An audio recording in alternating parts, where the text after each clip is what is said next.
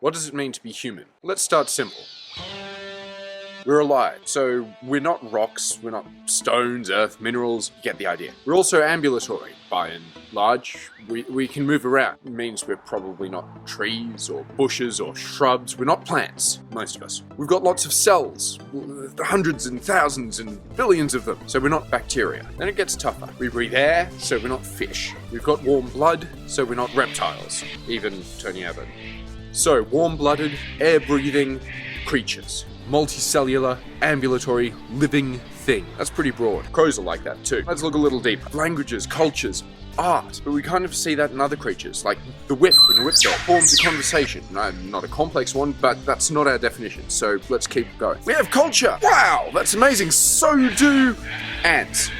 Hey, we're warm-blooded, so we're not ants, we know that much. Does that mean we're unique because of our culture? No, because bonobos, gorillas, chimps, they all show indications of societal hierarchies and therefore at least a very primitive sort of culture. How are we different? Are we different? There's three very strong competing ideas of what it means to be human. One of them is stories. We, as a society, collect and use stories. They form cultural identities.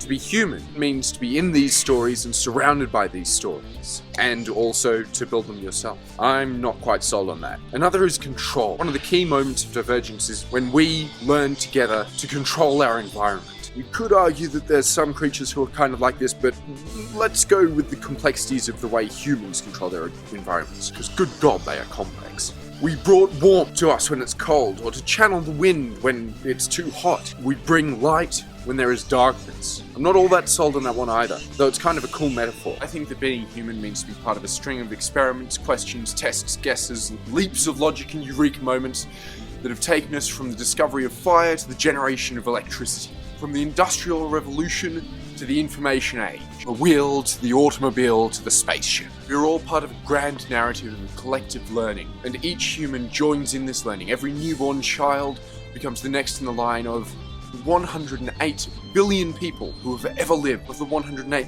billion minds who work together, learn together, and create together.